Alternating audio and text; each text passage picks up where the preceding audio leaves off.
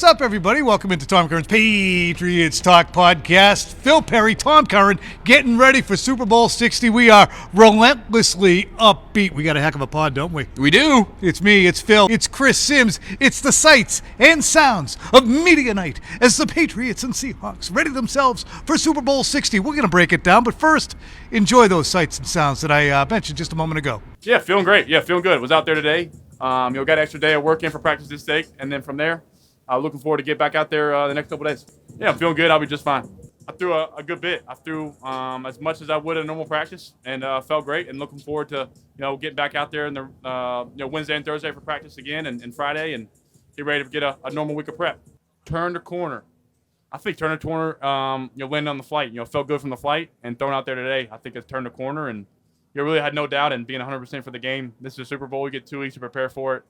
Do whatever it's got to do to get it right, and I've got confidence and feel good. So, well, they've done a fantastic job. Not only are they talented, but they have an identity. They have a play style that I appreciate in all three phases. This will be a great identity matchup for us. This will be an identity war on the biggest stage. They play hard. Their defense runs to the football. They cause a lot of turnovers. You see they're committed to running the football. It's a physical football team. So, Mike has done a fantastic job. John's done a fantastic job putting that roster together. This will be a huge challenge.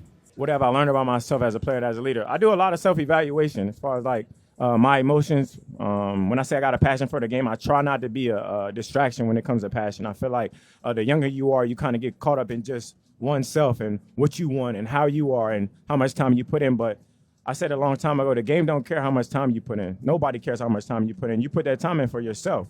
You know what I'm saying? Can't nobody come and run the routes for you or lift the weights for you. For me, the time that I invest in this game is because I wanted to be ready. I wanted to be ready for my opportunity, even if it didn't come. When I was younger, I felt like I wanted more and I wanted more and I wanted more. And, eventually I did get that opportunity when I got to Buffalo. But all that work that you put in, don't nobody care about the work that you put in and how many times that you fell short. They only care about it when you make it. So, or when you make it as far as that we made it right now. So for me, I just always did it for myself. I felt like it brought me confidence. The amount of work that I put in brought me confidence. I'm not scared of nothing. I'm ready for everything that, God throws at me. I just feel like I got big shoulders and I worked hard for it. So what I learned about myself is I'm resilient. You know what I'm saying? Having a passion for it is different when you fall short a million times. How many times can you get back up? And I got back up every time. You know what I'm saying? I brushed myself off. I made sure I was okay. And, you know what I'm saying? I never gave up. I never gave up on myself either. You know what I'm saying? Even when those gave up around me. Best advice Tom Brady ever gives me. I've met Tom a few times, and one of the best things he says, there's no shortcuts to it. There's no shortcuts to putting in the work, and now the proof's in the pudding. And knowing that the shortcuts that that people take or can try to take, it's not worth it. Get the most out of what you put into it, and he's been great at that, and he obviously showed that throughout his career. Is this a must-win game? A must-win? Yeah, I think every time we go out, it is a must-win game. I mean, it's kind of the attitude that I've always taken in the National Football League.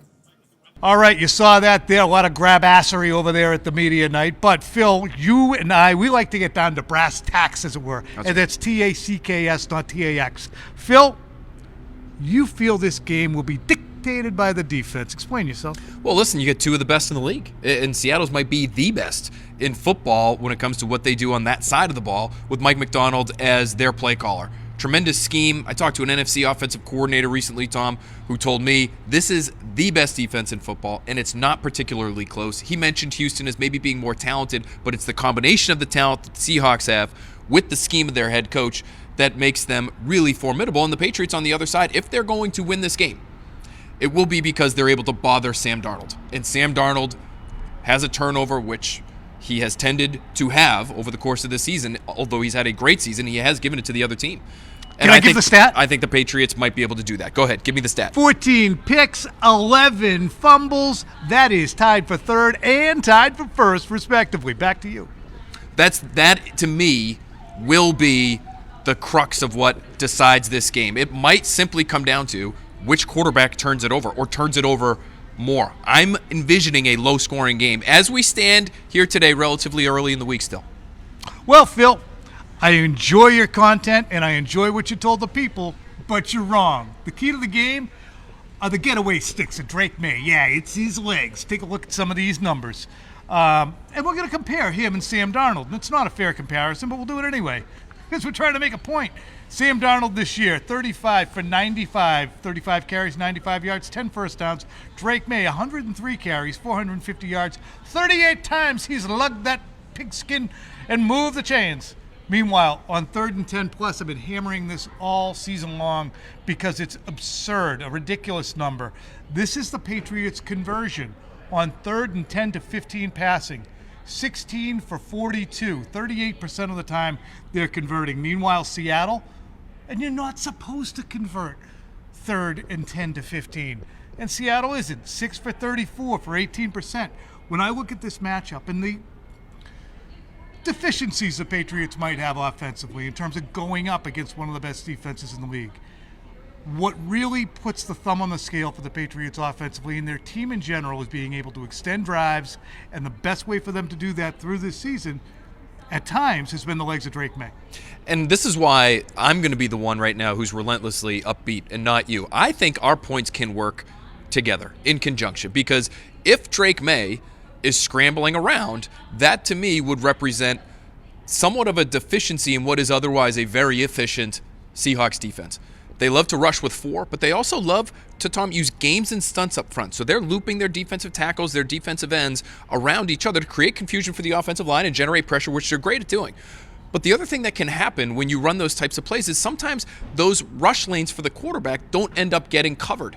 And so if Drake May is able to take advantage, well, that might be one soft spot, and there aren't many with the Seahawks defense, but that might be one soft spot that the Patriots are able to take advantage of. I still don't think that is necessarily going to yield a ton on the scoreboard, but it might extend a drive, which leads to the game-deciding field goal, or it might lead to the red zone touchdown that will be hard to come by, I think, in this game with 2 really good defenses. And whether it be his legs on scrambles or his arm on 3rd and long, when we look back at that win against Denver, really one of the key plays in that game was a 3rd and 11 completion to Mac Hollins. That followed right after that 4th and 1 stop.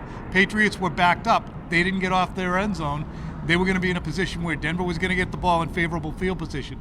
They got it off the end line with a 20-yard completion to Mac Hollins.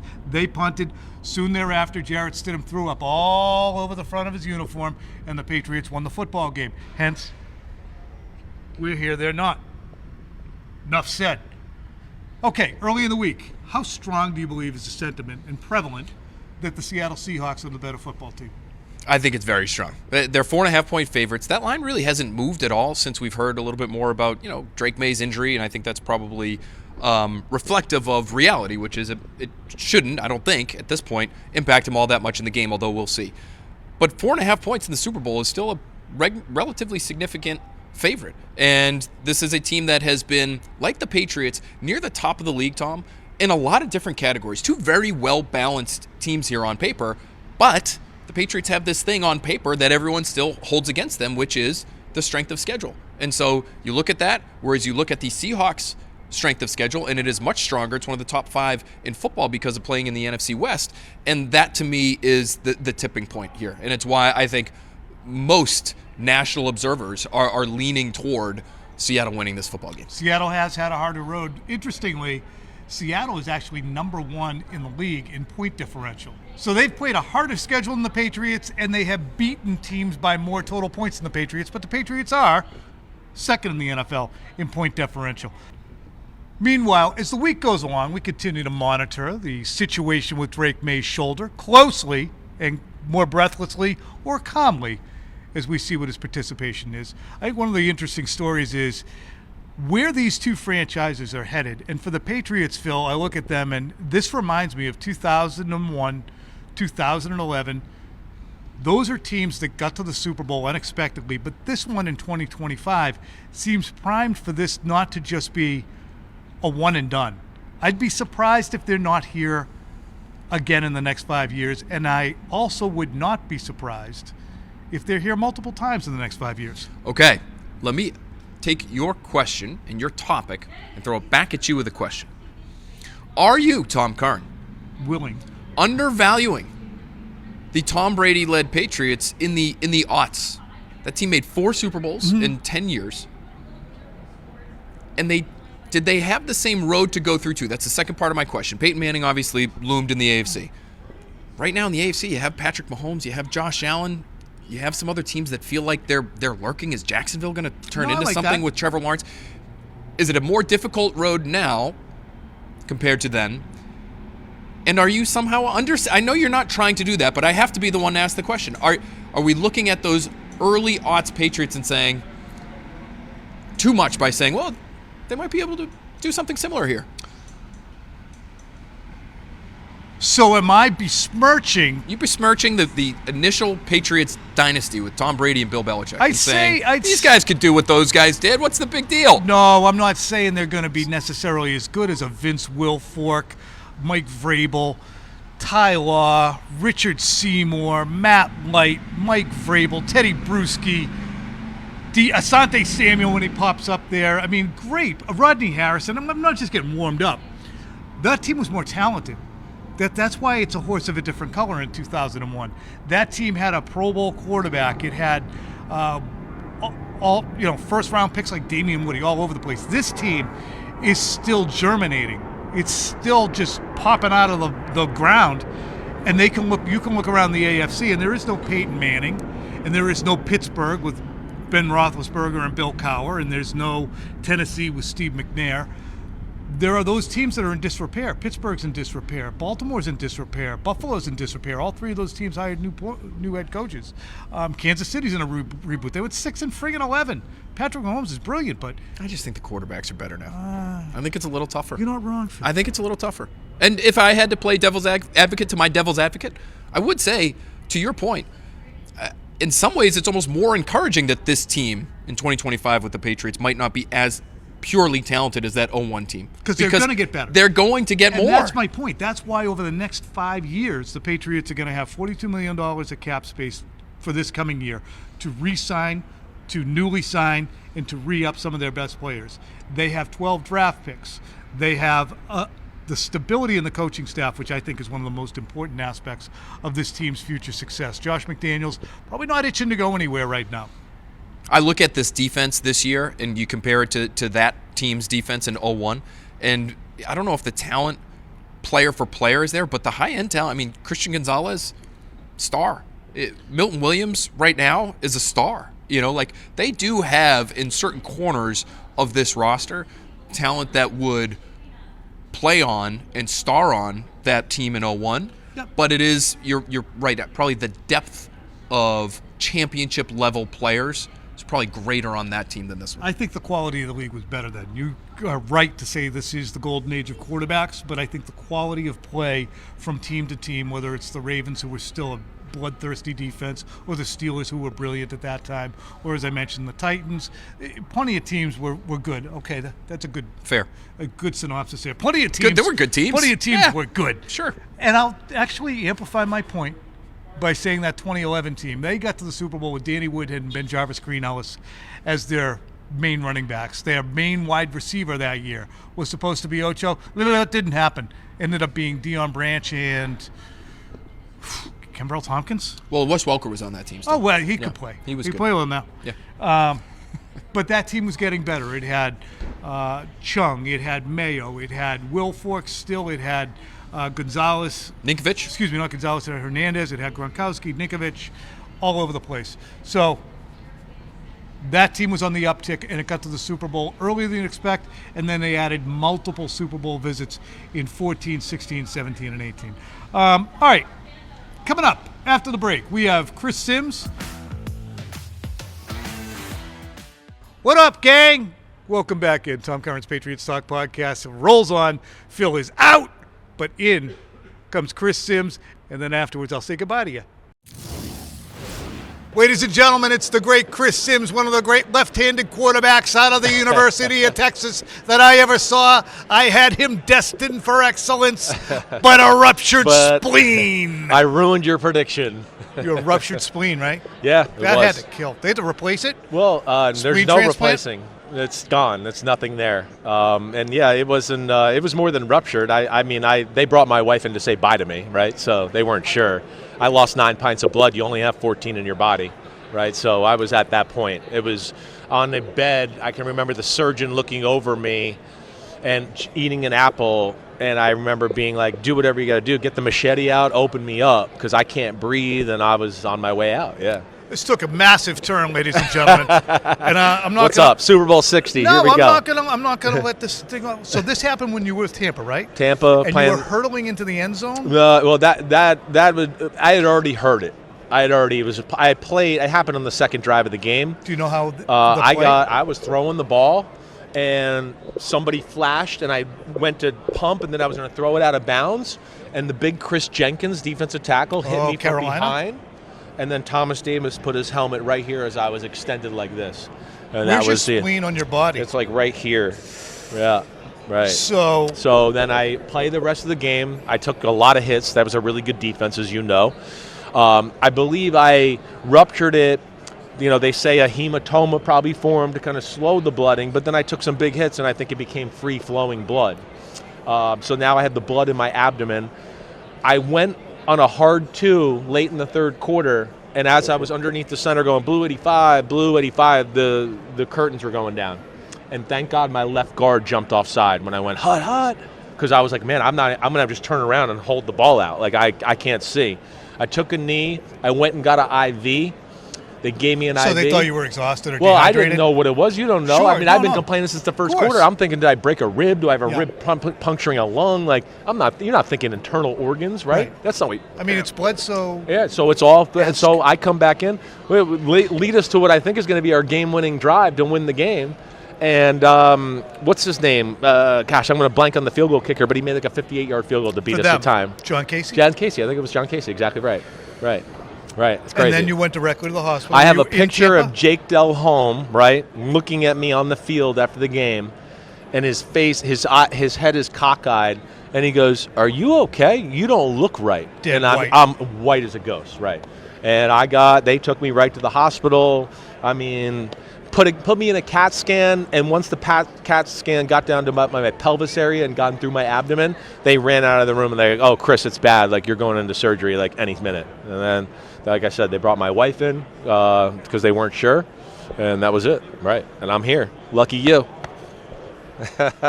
Real life Fortunately story. for us, Super our Bowl guy 60. is here. So remember that when you start screaming about his MVP vote or whatever slight that he gives a New England Patriot. You're funny. We already talked MVP on PFT. Yeah. But I want to ask you about Josh McDaniels, who you worked alongside when you were a Patriots assistant. And played for in Denver. Hey, Yeah. probably not supposed to say that, but I Yeah. did. I like that. This is my kind of words. How big, Yeah. obviously May is on the field, but Right. how big a difference maker do you believe Josh McDaniels has been in elevating the Patriots from a 4-win team to a 17-win team now? Yeah. Well, you said it on the show with me and Florio before, and it's something that I say a lot. Josh McDaniels is one of the greatest offensive coordinators in the history of football. You could say what you want about a head coach and all that. I was there in Denver. He didn't get a fair shake. There were some things that went on behind the scenes there that did not help Josh McDaniels, that he'll never make excuses or tell you, but I'll tell you that for sure. The Raiders, I don't know when it went on there. It didn't go well. We know that. But as far as what I learned football-wise, I had just come from John Gruden, who's, quarterback wizard, offensive wizard, right? And I tell people all the time, in my time with Josh McDaniels, whether it was in New England or playing for him in Denver, I learned next-level football. Let me pin that down. Yeah. What does that mean that you were learning? Like first off, the way plays were coached and the little nuance of it, right? We might have had the same play with John Gruden in Tampa, but we just ran the play no matter what. Okay, here's the play, we're going to run it. Josh would go, and Josh or Belichick, right, rooted in that whole school there, they'd go, okay, this is the play. If they play cover 3, we want you to run the route like this. But if they play cover 2, it's still the same route, but we want you to run it a little different because the coverage is different. So we just want to change a little rule, and it'll get you open more, right? That's what I used to say about Brady and the way the Patriots ran their offense Right. was that most teams are post-snap, some teams are at snap. The Patriots were after snap changing, it seemed like. They had an offense where they didn't need to call 2 plays in the huddle every time, right? The play itself, because it was rooted in Josh's genius, and then, of course, the offense was also rooted in Bill Belichick. And when I'm playing defense, I don't like when I play this defense and teams run this play or this formation, right? And Josh, as smart as he is, I think wrote that down. I was like, oh, Bill doesn't like that. If Bill doesn't like that, nobody will like that, right? So, okay, I'm going to do that. And so I think, yes, there's a lot of nuance in the offense where plays are all purpose. And even when I left New England and got into coaching or in the media, I'd have all these people who maybe they'd finally work with a Josh McDaniels or work with somebody else from the New England staff, and they'd go, "Do you know New England's offense used to work like this?" And I'd be like, "Yes, I do," right? And, I think that a lot of the league has stolen Josh's concepts, how they read things, how Brady did things, right? They were really the first team to go, we like this play, we're calling this play because we know what they're doing on defense. They run these 2 or 3 coverages, and we think this play works against all those coverages. And we want you to look here, one, and then we're going to have somebody from this way come into your vision from there, and then this third read will come into your vision. And so, therefore, too, not only did they tell you where you should throw it according to the coverages, a lot of the times, and this, defensive players just mess up, right? Yeah. They can mess up. So just because coach all week said this guy probably won't be open, well, this guy's a dummy and he did the wrong thing, and now he is open. He saw the wrong thing. So now you're going, okay, you don't have to be right about the coverage all the time too. They kind of lay it out to go, okay, here's the people, they're coming across the board, and if they're open, throw it. We know, and that's brilliant that way. I always say to throw the ball short, they'd always used to send people deep just to get Wes Welker, Edelman short, right? But clear it out. I say that all the time on my show. Like, to throw it short, so many dumb offensive coordinators go, we're going to run all 5 guys at 5 yards. And I'm going to go, it's the worst. Isn't it so funny? Like, right. And I'm watching it on TV 9 times out of 10. But I'm watching virtually every play when it's 3rd and 6. And everybody disappears off my screen. Yeah. All the receivers disappear off my screen. I'm right. like, everybody's running 15-yard routes. Yeah. Who's lurking underneath? You got to have somebody there just in case, right? Who's going to be the X factor offensively for both teams this week? Okay. The first one, I think, for the Seattle Seahawks, I think this is one of the biggest X factors of the game in general, is Rashid Shaheed. One, we know he's special teams. He's one of the greatest returners in the sport, right? He's a big play guy. I'd argue that him and Travion Henderson are the 2 fastest people on the field, right? They can go from anywhere, anytime, can score a touchdown. The other reason I say with the Rashid Shaheed is I have a hard time thinking Mike Vrabel, rooted in Belichick and that style of defense and game plan specific, 2 weeks to prepare. I'd be shocked if they just went, oh, well, we're just going to treat Jackson Smith and Jigba as another guy, right? I think they're going to look at that and go, damn, I'm going to go crazy and kill myself the next day if I go into that game and we lose because of the guy we knew that we could beat us up and do that, right? I would be shocked if they let him go off. And that's where, to me, one of the flaws with Seattle's offense is they got to find ways to feature somebody other than Jackson Smith and Jigba, right? A little bit like the Rams. If you take Puka away, then Devontae Adams is there, right? They haven't figured out that formula of JSN and Rashid Shaheed together, and I think if they don't in this one, they better watch out, because then it's going to be like, Marcus Jones is covering Cooper Kupp, and now, right, what are we going to do? Christian Gonzalez might be locking down Jackson Smith and Jigba, and where's that other element come? So that's where I would go Rashid Shaheed on the Seahawks. The Patriots X factor, I have said, see if you agree or not. Yeah. This is part of the conversation we had. Yeah. It's actually Drake May's legs. Oh, I hear you there. Because it forces them to play zone all game long. Right. I don't disagree with that aspect of it. I think that is going to be a big thing. And, I would say, like, off of that, I almost want to say Will Campbell, all right? Just because if he can't hold the fort down, might not be places for him to run the ball and find lanes to do that. This is a really good front in Seattle. Now, the good thing for your Patriots team here is the edge guys aren't like Houston or like Denver, but their interior D tackles, I would go, are better than anybody they've played yet. I mean, we talked about this on the show with Mike. Very fair fight. Yeah. Because the Patriots' defensive line is mapped out the same way. No doubt about it. Exactly. They both match up well. I expect the game to be close. I mean, I really do. I'd be shocked. With 2 defensive head coaches, which I love. It's going to be physical. It's going to be about managing the game in situations. So I like what you said. Will Campbell's one I look at for sure, just because, again, if he becomes a liability and DeMarcus Lawrence is beating him, half the time when they're driving back to pass, it's going to be hard to win the Super Bowl with that secondary back in Seattle and go, wait, I don't have a lot of time, and they're really talented in that back end. The other one, I'm just going to throw this out there, and I just brought up his name. I feel like because of what Seattle likes to play zone, Like Trevion Henderson on little checkdowns. I know he hasn't got a lot of run in the playoffs, but I would watch for him in this game to maybe have a few game plan plays specific for him. Or, hey, it's 3rd and 12 and we're looking deep. Oh, there's Trevion Henderson. He caught one and now he went for 50, right? He'd be another guy that I would look at. I agree. Yeah. This could be a game dictated by explosive plays. Yeah. Chris Sims, what a great visit. We learned so much. We're happy to have him. Now We're you know lucky to I have almost him. died and I'm here with We're you. lucky to have him. You know it. This was a great visit. Thanks, buddy. See. Oh, wait. Wait. But wait, there's still more. Okay, I like it. This is irrelevant questions. Okay. Okay. All right. I'm going to do 3 of them.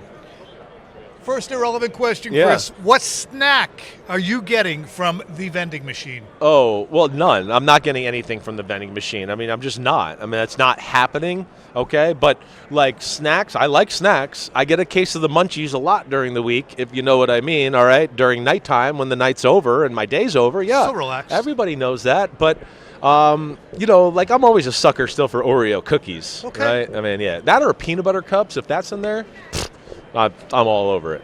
Your favorite theme park attraction of all time? Oh, man, all time. Gosh. You know, I'm going to, you know, I've been to some Six Flags and all that.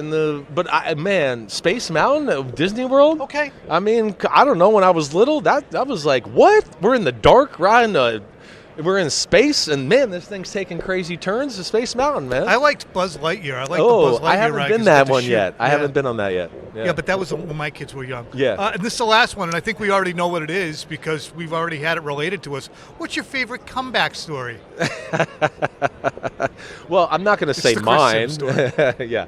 No, I'm not going to say. Ooh, my favorite comeback story. That's a good one, too. Wow, I don't know about that. Okay, we'll do the other one then. Okay, what's the other one?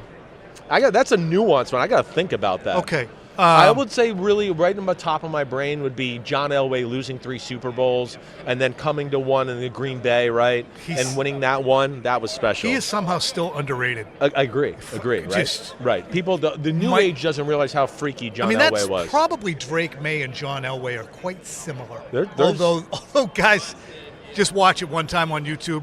May does not have Elway's arm.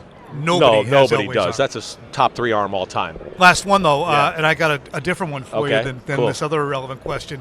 And it escaped me, and it's coming back. Oh, it's okay. Don't worry. it's You get coming there. back. You're old. Sometimes you Oh. forget things. It's all right. Who was the fastest kid in your elementary school? Oh, the fastest kid in my elementary school. It was really a guy, Kyle Mutzberg. Kyle Mutzberg, he was the man, like in 6th and 7th and 8th grade football, right? He was the man. I was the guy that could throw it, but if I wanted to throw it deep or hand it off and somebody run a long way, it would be Kyle Mutzberg. But yeah, he was fast, but he's not Joey Galloway fast, who I played with in the NFL, or CJ2K. Woo! I played with some speed, right? You know what's great is, Yeah. were you with the Patriots when Joey Galloway came? No, And Tom had to look at him and go, "It's not that hard." Yeah, and he was probably like, it is. From the offenses I've been in, this is like hieroglyphics. I was there working there when Ocho Cinco was there, and I remember him being like, man, this offense and all the language and rules, like, it's different. So you were with the Patriots in 11? I was there 12 and 13, right. 12 Okay. and 13. I got there right after they lost the Super Bowl to the Giants. Okay. Right. All right. Yeah. Great visit. Bye-bye. Peace out. What up, gang? As promised, this is the goodbye. Make sure you follow us throughout the week for all of our coverage for Super Bowl 60, Patriots, Seahawks.